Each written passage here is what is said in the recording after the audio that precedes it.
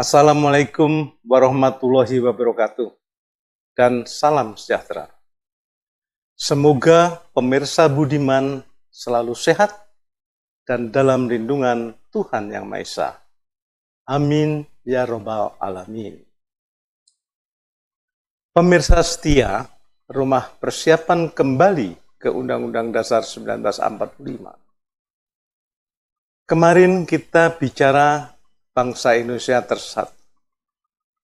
Dan sudah kita uji menghasilkan skor outcome Undang-Undang Dasar 1945 versus Undang-Undang Dasar 2002 80 untuk kemenangan sistem pemerintahan yang menggunakan Undang-Undang Dasar 1945. Hari ini saya akan menyampaikan pemikiran Profesor Sri Bintang Pamungkas terkait Undang-Undang Dasar 1945. Kita tahu Profesor Bintang salah satu pejuang kembali ke Undang-Undang Dasar 1945 yang tahan banting, tak kenal menyerah, berjuang terus sejak Orde Baru hingga kini di usianya 80 tahun lebih. Mengapa tahan banting? Profesor Bintang dikenal dengan SBP terkait politik negara, sering berurusan dengan polisi. Tuduhan terberat, makar dan menghina Presiden Soeharto tahun 1995. Akhirnya Sri Bintang Pamungkas masuk penjara. Setelah keluar dari penjara, SBP mengajukan peninjauan kembali ke Mahkamah Agung yang ditulisnya sendiri. Sekali lagi, PK yang diajukan ditulisnya sendiri. Putusan PK dari Mahkamah Agung menyatakan Sri Bintang Pamungkas tidak terbukti makar dan menghina Presiden Soeharto, kata SBP kepada saya. Jiwa Sri Bintang sebagai politikus, aktivis, reformis, dan orator, walau sudah dipenjara, tidaklah padam. Nasib SBP mengalami apes lagi. Dirinya diciduk oleh polisi di rumahnya ketika sedang membaca koran tanpa surat penangkapan. Sri Bintang terus dibawa ke Makobrimob, terus kemudian ditahan di Polda Metro Jaya. Peristiwa tersebut pada Desember 2016 dengan tuduhan makar lagi. Pada pemeriksaan pertama, Sri Bintang hanya menjawab dengan 4 kata. Saya tidak mau menjawab. Selama ditahan hampir 4 bulan, tidak pernah diperiksa. Masa penahanan berakhir, Sri Bintang akhirnya dilepas. Hal ini diceritakan kepada saya di telepon setelah mengirim tulisannya tentang rezim Dracula yang ke-8. Mengapa saya cerita perjuangan Profesor Bintang? Saya bermaksud untuk memberikan gambaran kepada pemirsa. Walaupun saya dan Prof. Bintang memiliki kesamaan berjuang untuk kembali ke Undang-Undang Dasar 1945, tetapi konsepsi dan cara berpikir dan bertindak kadangkala berbeda.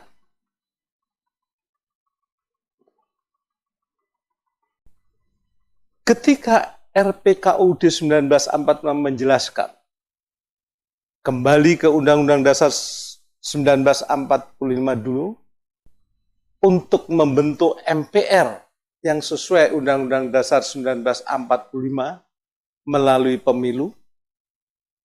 Kemudian MPR tersebut melakukan penyempurnaan sesuai kebutuhan, antara lain dengan kaji ulang Undang-Undang Dasar 2002 untuk memilah dan memilih mana yang bisa digunakan sebagai adendum.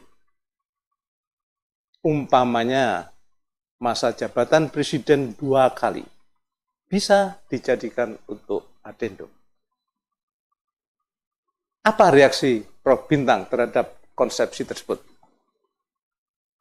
Pak Pri kurang revolusioner. Itu kata beliau. Kita harus melakukan revolusi. Duduki MPR untuk sampaikan dekrit rakyat semesta. Jika tidak ada lembaga negara yang sadar bahwa sistem Undang-Undang Dasar 2002 jauh dari cita-cita bangsa Indonesia. Itu kata Sri Bintang. Tampaknya Prof. Bintang terobsesi peristiwa tahun 1998. MPR diduduki oleh massa, di mana peristiwa tersebut mendorong beralihnya era Orba ke era reformasi. Artinya, jika rakyat sudah sadar, sedangkan penyelenggara negara tidak ada yang sadar, Indonesia diambang kepunahan, maka menduduki MPR dan melakukan dekrit rakyat semesta merupakan langkah revolusioner untuk menyelamatkan Indonesia. Itu konsepsi Pak Sri Bintang.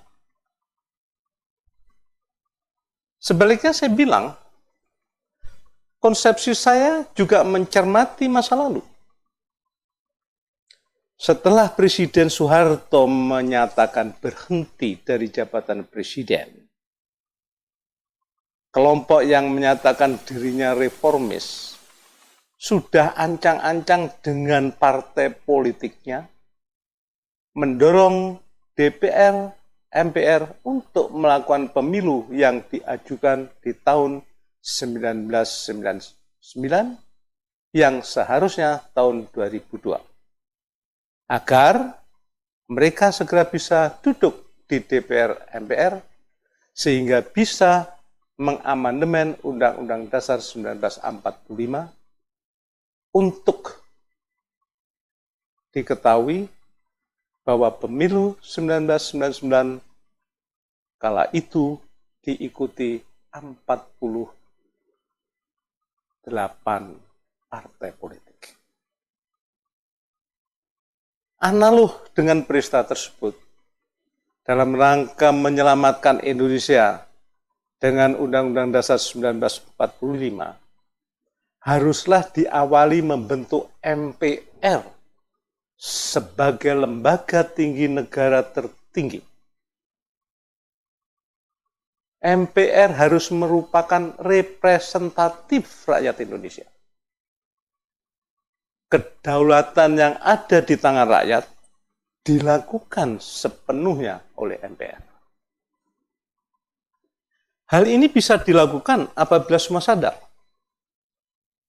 Pimpinan supra dan infrastruktur politik sadar bahwa outcome Undang-Undang Dasar 2002 sangatlah buruk dan bisa membawa kehancuran negara. Sebagaimana yang telah dibicarakan pada RPKUDIS episode 19 kemarin yang hasilnya adalah 8-0.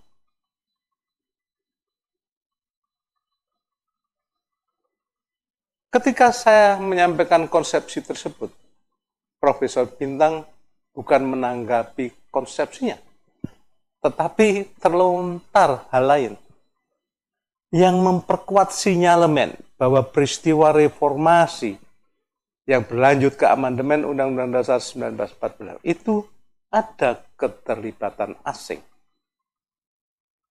Pasalnya, lewat WA Japri, Prof. Bintang bilang kepada saya, pemilu 1999 itu rekayasa Amerika Serikat untuk memaksa Habibie. Saya menyimpan surat 15 kongresmen Amerika Serikat kepada Habibie soal pemilu dan Timor Timur. Sesuai Undang-Undang Dasar 1945, Habibie bisa berlanjut sampai 2003. Tetapi kenapa bikin pemilu 1999 segan? Amerika Serikat tahu kelemahan Habibie, maka Timor Timur lepas dan dia kalah oleh hasil pemilu 1999 yang dia setujui. Itu kata Prof. Bintang. Memang mengasihkan berdiskusi dengan Prof. Bintang. Kadangkala beda pendapat, tetapi ada juga kesepakatan. Setelah saya memberi ilustrasi tentang Palagan Ambarawa pada 20 November hingga 15 Desember 1945, di mana tentara keamanan rakyat mengalahkan pasukan Inggris dengan sekutunya yang diboncengi tentara Nika dari Belanda. Karena TKR atau Tentara Keamanan Rakyat menyerang dari segala arah dengan berbagai kekuatan dan cara. Mencermati taktik dan teknik Palagan Ambarawa tersebut, saya bilang, selama tujuannya untuk menyelamatkan negara Indonesia, mari kita hormati berbagai cara yang dilakukan oleh masing-masing kelompok pejuang. Tidak perlu harus sama. Tidak perlu meributkan istilah atau nama yang tidak sama. Dalam hal ajaan saya tersebut, Prof. Bintang sepakat bahwasanya dalam perjuangan yang utama itu adalah militansi. Sikap sebagai pejuang, yaitu berjuang terus, tidak mengenal menyerah dan rela berkorban, harus tetap dipelihara dan dijaga. Sasaran perjuangan harus fokus, mengerahkan segala daya dan kemampuan yang dimiliki, secara terus-menerus, disertai dengan kewaspadaan. Pemirsa yang budiman, terima kasih atas ketekunannya. Yakini nilai-nilai yang dituangkan oleh Founding Fathers and Mothers Indonesia untuk mendirikan negara Indonesia dalam Undang-Undang Dasar 1945 adalah soko guru yang terbaik dan akan kita bicarakan pada episode yang akan datang. Sampai jumpa lagi. Semoga Tuhan Yang Maha Esa selalu melindungi kita. Amin ya Robbal Alamin.